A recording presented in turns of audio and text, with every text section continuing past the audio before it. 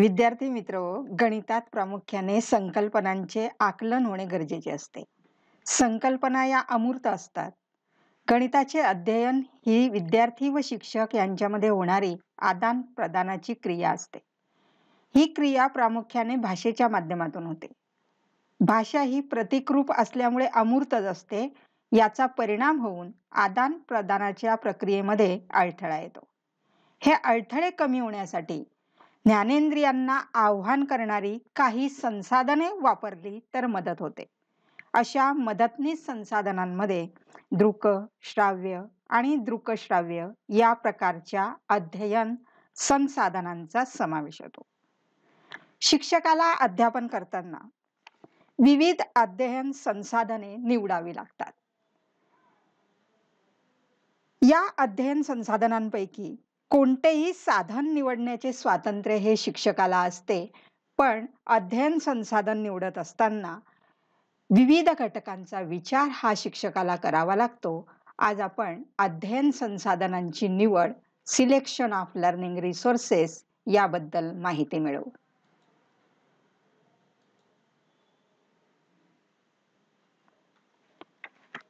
रोमित्झोवस्कीच्या मते माध्यमांच्या निवडीवर परिणाम करणारे 3 घटक त्यांनी सांगितलेले आहेत. पहिला आहे कार्य घटक, टास्क फॅक्टर्स. दुसरा आहे अध्ययनकर्ता घटक, लर्निंग फॅक्टर्स. आणि तिसरा घटक आहे आर्थिक व उपलब्धता घटक, इकॉनॉमिक अँड अवेलेबिलिटी फॅक्टर्स. यातील पहिला घटक आपण विचारात घेऊया, कार्य घटक. आपण हातामध्ये कोणते कार्य घेतलेले आहे याच्या संदर्भामध्ये या घटकाचा विचार करावयाचा असतो. सर्वात प्रथम आपल्याला आशय विचारात घ्यावा लागतो. त्या आशयामध्ये कोणकोणते उपमुद्दे आहेत याचा विचार करावा लागतो. अध्ययनाची उद्दिष्ट कोणती आहेत, शिक्षकाला विद्यार्थ्यामध्ये कोणते वर्तन बदल अपेक्षित आहेत याचा विचार करावा लागतो. त्याचप्रमाणे आशयाचे संपादन करण्यासाठी कोणत्या प्रकारची अध्यापन शास्त्रीय पद्धती, तंत्र आपण वापरणार आहोत याचाही विचार करावा लागतो. कार्याचं स्वरूप लक्षात घ्यावं लागतं. त्याचप्रमाणे या प्रक्रियेसाठी किती वेळ दिला जाणार आहे याचाही विचार करावा लागतो. आणि एका चांगल्या अध्ययन अध्यापन संसाधनाचा महत्त्वपूर्ण गुण आहे त्याची लवचिकता. म्हणून निवड प्रक्रियेच्या वेळी हे महत्त्वाचे आहे की शिक्षकांनी संसाधनांची निवड ही लवचिकतेने केली पाहिजे. हे सर्व घटक आपल्याला या कार्य घटकामध्ये विचारात घ्यावे लागते. त्यानंतर अध्ययन संसाधनाची निवड करतानाचा दुसरा विचारात घ्यावयाचा घटक म्हणजे अध्ययनकर्ता घटक, लर्नर फॅक्टर्स. अध्ययन संसाधने विद्यार्थ्यांचे ज्ञान आणि गरजा यांच्याशी संबंधित असली पाहिजे. विद्यार्थी आधारित घटकांमध्ये विद्यार्थ्यांचे वय, त्यांचे पक्वता, त्यांचा बौद्धिक स्तर, प्रेरणात्मक वैशिष्ट्ये, त्यांचे व्यक्तिगत भिन्नता, त्याचप्रमाणे विद्यार्थ्यांच्या गरजा, विद्यार्थ्यांचे सामाजिक वातावरण आणि सर्वात महत्त्वाचं म्हणजे विद्यार्थ्याची शिकण्याची इच्छा, हे घटक अध्ययन संसाधनाची निवड करताना लक्षात घेणं आपल्याला गरजेचं आहे. त्यानंतर तिसरा घटक म्हणजे आर्थिक व उपलब्धता घटक, इकॉनॉमिक अँड अवेलेबिलिटी फॅक्टर्स. यामध्ये अध्ययन संसाधनांची किंमत, माध्यमाची उपलब्धता, माध्यमाची कार्य करण्याची स्थिती यांचा विचार आपल्याला करावा लागतो. उदाहरणार्थ जर आपल्याला विद्यार्थ्यांची गणन कौशल्य म्हणजेच कॉम्प्युटेशनल स्किल हे विकसित करावयाचे असेल तर आपण संगणकाच्या ऐवजी कॅल्क्युलेटरचा वापर करू शकतो आणि हा वापर करणं अधिक संयुक्तिक आहे. त्याचप्रमाणे कॅमेऱ्याच्या ऐवजी आपण मोबाईलचा कॅमेरा वापरू शकतो. एका उदाहरणाद्वारे आपण हे 3 घटक समजावून घेऊया. कार्य घटक, अध्ययनकर्ता घटक आणि आर्थिक व उपलब्धता घटक या 3 घटकांमधील संबंध स्पष्ट करणारं हे उदाहरण आहे. समजा आपल्याला रेषाखंडाचा लंबदुभाजक the perpendicular bisector of the segment हा घटक शिकवावयाचा आहे आणि त्यासाठी अध्ययन संसाधन निवडायचं आहे. मग सर्वात प्रथम आपल्याला कार्य घटक विचारात घ्यावा लागेल. यामध्ये समाविष्ट कार्य घटक आहे रेषाखंडाचा लंबदुभाजक काढण्याच्या प्रक्रियेचे स्पष्टीकरण करण्यास मदत करतो. या ठिकाणी अध्ययन उद्दिष्ट आहे सर्व विद्यार्थी रेषाखंडाच्या लंबदुभाजकाची रचना करू शकते. या संकल्पनेच्या अध्यापनासाठी शिक्षकाकडे 30 मिनिटांचा कालावधी आहे. शिक्षकांनी गटकार्य करण्याची योजना आखली. आता या ठिकाणी गटकार्य का? कारण वर्गामध्ये विद्यार्थी संख्या 50 आहे. तसेच प्रत्येक विद्यार्थ्यासाठी संगणकाची व्यवस्था करणे कठीण होते. म्हणजेच या ठिकाणी आपण अध्ययनकर्ता हा दुसरा घटक इथे विचारात घेतलेला आहे. म्हणजेच विद्यार्थ्यांची संख्या हा या ठिकाणी अध्ययनकर्ता घटक आहे.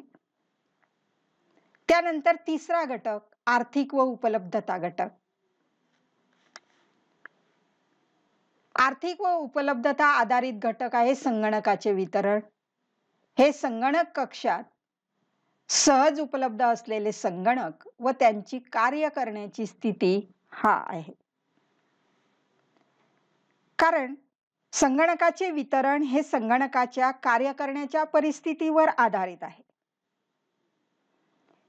कार्य करण्याच्या माध्यमाचा निर्णय करताना शिक्षकाने विद्यार्थ्यांना स्वयं अध्ययन मॉड्यूलवर कार्य करण्यास सांगितले. स्वयं अध्ययन मॉड्यूल संगणकावर आधीच सेट केले गेले होते.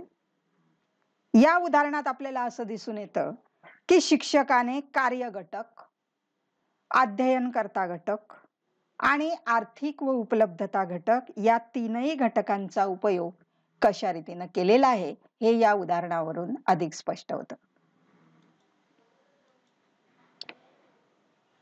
आता आपण हे जे 3 घटक विचारात घेतलेत, या 3ही घटकांच्या व्यतिरिक्त आपल्याला तंत्रज्ञानात्मक अध्यापनशास्त्रीय आशय ज्ञानाचा घटक लक्षात घ्यावा लागेल. म्हणजेच टेक्नॉलॉजिकल पेडॅगॉगिकल कंटेंट नॉलेज, त्यालाच TPACK असं म्हटलं जातं. ही संकल्पना आपण समजावून घेऊ. आता तंत्रज्ञानात्मक अध्यापनशास्त्रीय आशय ज्ञान घटकामध्ये 3 घटक महत्वाचे आहेत. त्यामध्ये T हे टेक्नॉलॉजी बद्दल वापरलेलं आहे. टेक्नॉलॉजी म्हणजे तंत्रज्ञान. P हे पेडॅगॉगी म्हणजेच अध्यापन शास्त्राबद्दल वापरलेला आहे. आणि CK हे कंटेंट नॉलेज आशय ज्ञानाबद्दल वापरलेला आहे. आणि हा जो A आहे, हा A कदाचित A म्हणून and म्हणून वापरलेला असावा. म्हणजेच या ठिकाणी TPACK म्हणजेच व्यक्तीचे तंत्रज्ञान, अध्यापनशास्त्र आणि आशय या 3 घटकांमधील ज्ञान होय, हे शुल्मन यांनी सांगितलेलं आहे.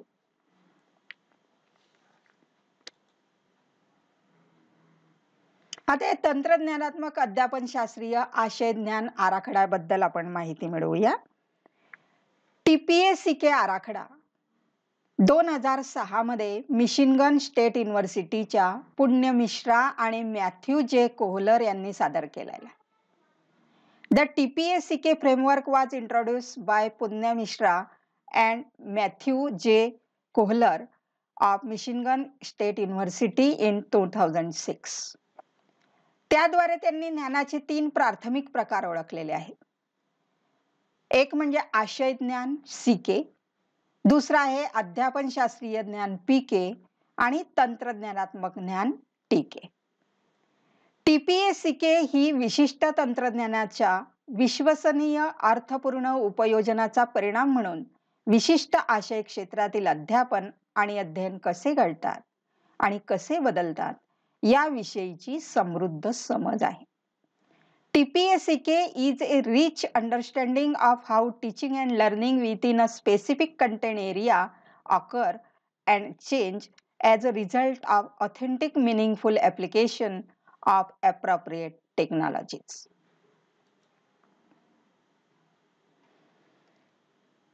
तंत्रज्ञानात्मक अध्यापनशास्त्रीय आशयज्ञान आराखड्याचे घटक या ठिकाणी या आकृतीमध्ये व्हेन आकृतीमध्ये दाखवलेले आहेत.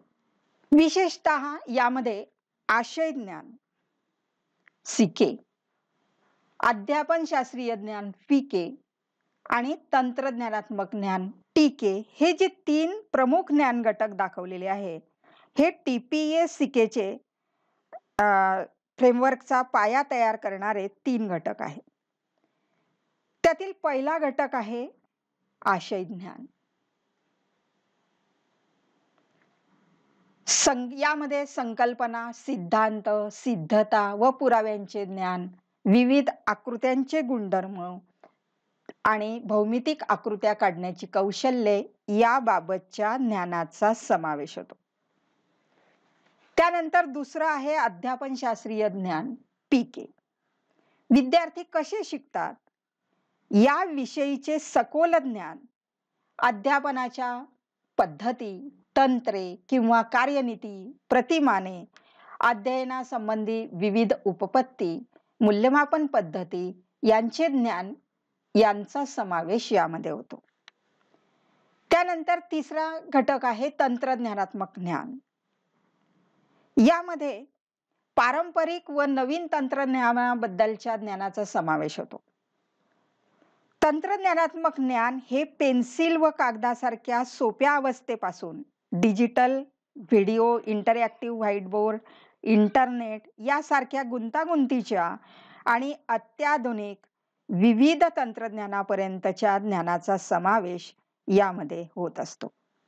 म्हणजे तंत्रज्ञानात्मक ज्ञान म्हणजे अभ्यासक्रमामध्ये एकात्म केले जाणारे पारंपरिक आणि जे नवीन ज्ञान आहे याबद्दलचे शिक्षकाचे ज्ञान होय. आता या ठिकाणी हे जे 3 प्रमुख घटक आहेत, हे 3 प्रमुख घटक एकमेकांवरती ओव्हरलॅप झालेले आपल्याला दिसत आहेत आणि त्यामुळे 4 घटक तयार झालेले आहेत. अध्यापनशास्त्रीय आशयज्ञान, तंत्रज्ञानात्मक आशयज्ञान, तंत्रज्ञानात्मक अध्यापनशास्त्रीय ज्ञान आणि तंत्रज्ञानात्मक अध्यापनशास्त्रीय आशयज्ञान असे हे 4 घटक या ठिकाणी पुन्हा तयार झालेले आहेत. त्यातील प्रत्येक घटकाबद्दल आपण माहिती मिळवू.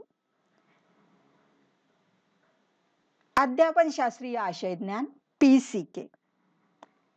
अध्यापनशास्त्र आणि आशय प्रभावीपणे कसे एकात्म करावे याबद्दलच्या ज्ञानाचा समावेश यामध्ये होत असतो. विद्यार्थ्यांना एखादा आशय समजण्यायोग्य कसा बनवावयाचा याबद्दलचे हे ज्ञान आहे. यामध्ये आपण आशयाला अनुरूप ज्या पद्धती निवडलेल्या आहेत किंवा कार्यनीती निवडलेल्या आहेत, आशयाची जी कौशल्य आहेत आणि उद्दिष्ट आहेत ती कशी पूर्ण करतात याचा संदर्भ या ठिकाणी आहे. म्हणजे याचा विचार या ठिकाणी करावा लागतो. त्यानंतर एखाद्या संकल्पनेच्या बाबतीमध्ये गैरसमजांचे ज्ञान म्हणजे संकल्पनेला बाधक ज्ञान याचा सुद्धा विचार करावा लागतो आणि विद्यार्थी त्यांच्या सोबत वर्गात घेऊन येत असलेले जे पूर्वग्रह असतात याविषयीचं ज्ञान सुद्धा यामध्ये समाविष्ट आहे. त्यानंतर आहे तंत्रज्ञानात्मक आशय ज्ञान.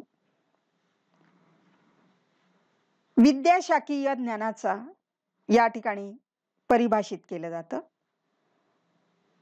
तंत्रज्ञान आणि आशयामधील परस्पर संबंधाचे जे ज्ञान आहे ते या ठिकाणी संदर्भित केलं जातं. या तंत्राचा वापर करून संकल्पना आणि कौशल्ये अधिक चांगल्या प्रकारे कशा स्पष्ट केल्या जाऊ शकतात त्यांना शिकवण्याचे हे सर्वात प्रभावी साधन आहे का, याचा विचार या ठिकाणी करावा लागतो. त्यानंतर 6वा घटक आहे तंत्रज्ञानात्मक अध्यापन शास्त्रीय ज्ञान. तंत्रज्ञानाच्या आकलनाचा संदर्भ ते देतं. निवडलेल्या पद्धती किंवा कार्यनीतींसाठी हे सर्वोत्कृष्ट साधन आहे का किंवा नाही, नसेल तर का नाही, याचा विचार या ठिकाणी करावा लागतो. त्यानंतर 7वा घटक आहे तंत्रज्ञानात्मक अध्यापन शास्त्रीय आशयज्ञान TPA-CK. तंत्रज्ञान, अध्यापनशास्त्र आणि आशय यामधील जटिल संबंधाबाबतचे ज्ञान होय, जे शिक्षकांना योग्य आणि संदर्भ विशिष्ट अध्यापन कार्यनीती विकसित करण्यासाठी सक्षम करतात. यामध्ये व्यक्तीचे तंत्रज्ञान, अध्यापनशास्त्र आणि आशय ज्ञान या 3 घटकांमधील ज्ञानाचा समावेश हा होत असतो. तर अशा रीतीनं तंत्रज्ञानात्मक अध्यापन शास्त्रीय आशय ज्ञान आराखड्यामध्ये हे 7 घटक सांगितलेले आहेत. अध्ययन संसाधन निवडताना या 7ही घटकांचा आपल्याला विचार करावा लागतो. अध्ययन अध्यापन प्रक्रियेत TPA-CK फ्रेमवर्कचा उपयोग करण्यासाठी आपण एक उदाहरण घेऊया.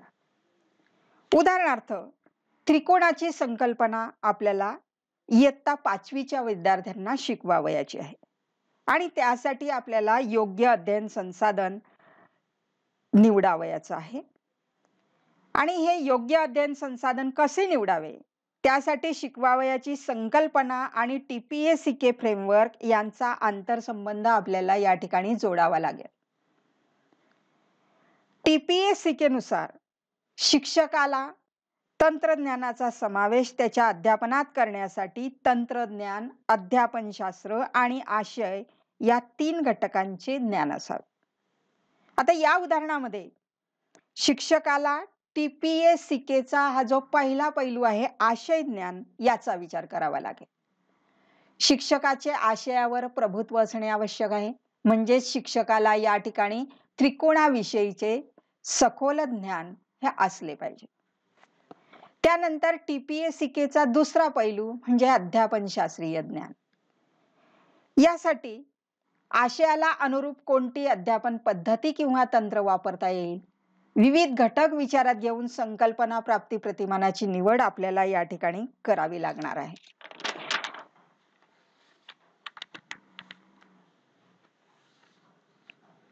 त्यानंतर TPA-CKचा तिसरा पैलू म्हणजे उपयुक्त तंत्रज्ञानाची निवड करणे. आपण विद्यार्थ्यांना जिओजेब्रा सॉफ्टवेअरचा वापर करून विविध प्रकारचे त्रिकोण काढण्यास सांगू शकतो, पण इयत्ता 5वीच्या वर्गातील विद्यार्थ्यांसाठी ते उपयुक्त होईल का, याचाही विचार करणं आवश्यक आहे आणि म्हणून इतर दुसरे तंत्रज्ञान आपल्याला निवडावे लागेल. तसेच व्यवहार्यता हा घटक एक अडथळा ठरेल, परंतु हे केवळ आपल्यावर अवलंबून आहे की विद्यार्थ्यांसाठी आपण उपयुक्त तंत्रज्ञानाची निवड करावी. आता या स्थितीमध्ये आपण पॉवर पॉइंट सादरीकरण, LCD प्रोजेक्टर, इंटरनेट यांची निवड किंवा जिओजेब्रा सॉफ्टवेअरचा वापर करू शकतो. पॉवर पॉइंट स्लाइड बनवण्यासाठी आता जिओजेब्रा सॉफ्टवेअर इयत्ता 5वीच्या विद्यार्थ्यांच्या दृष्टीने योग्य नाही आणि म्हणून मग आपण पॉवर पॉइंट स्लाइड बनवण्यासाठी आपल्याला इंटरनेटवरून विविध आकृत्या घ्याव्या लागतील. त्यानंतर पॉवर पॉइंट सर्व वर्गात दाखवता येईल, त्यासाठी LCDचा वापर करावा लागेल. तसेच विद्यार्थ्यांना त्यात समाविष्ट असलेली संकल्पना ओळखण्यास मार्गदर्शन केले जाईल. संकल्पनेची ओळख समूहाद्वारा केली गेली पाहिजे आणि म्हणून TPA-CKच्या तिसऱ्या घटकाच्या रूपामध्ये आपण LCD प्रोजेक्टर, पॉवर पॉइंट सादरीकरण तसेच इंटरनेट हे या ठिकाणी वापरलेले आहे. तंत्रज्ञान, अध्यापनशास्त्र आणि आशयाच्या निवडीच्या वेळी आपण तंत्रज्ञानात्मक अध्यापनशास्त्रीय ज्ञान TPK, तंत्रज्ञानात्मक आशय ज्ञान TCK आणि अध्यापनशास्त्रीय आशय ज्ञान PCK आणि तंत्रज्ञानात्मक अध्यापनशास्त्रीय आशय ज्ञान TPA-CK यासारख्या इतर घटकांना योग्य महत्त्व देऊ शकता.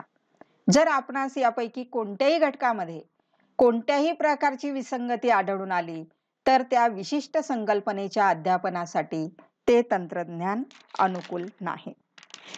आणि अशा प्रकारे अध्ययन संसाधनांची निवड आणि एकात्मीकरणाच्या आधी शिक्षकाला अभ्यासक्रमाचा जो आशय आहे आणि अध्यापन निष्पत्तीची जी उद्दिष्ट आहेत याबाबत खातरजमा केली पाहिजे. उद्दिष्टानुसारच अध्ययन संसाधने निवडली गेली पाहिजेत. त्याचप्रमाणे विद्यार्थ्यांचं जे वय आहे त्याचाही विचार करायला हवा. विद्यार्थ्यांची बौद्धिक पातळी, त्यांची अभिरुची यांचा विचार करून आपल्याला अध्ययन संसाधन निवडावं लागेल.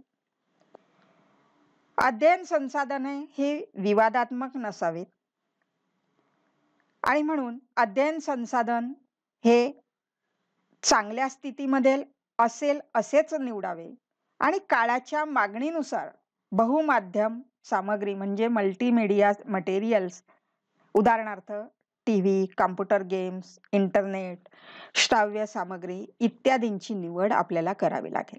योग्य अध्ययन संसाधनाची निवड करणे हे शिक्षक म्हणून आपले एक कर्तव्य आहे आणि जे अभ्यासक्रमातील आशयाचे संपादन करण्यास सक्षम बनवतात. आणि अशा प्रकारे विद्यार्थ्यांच्या अध्ययन प्रक्रियेला आपल्याला आनंददायी बनवता येईल. Like this video, subscribe B.Ed Education, click on bell icon. Thank you very much for watching the video.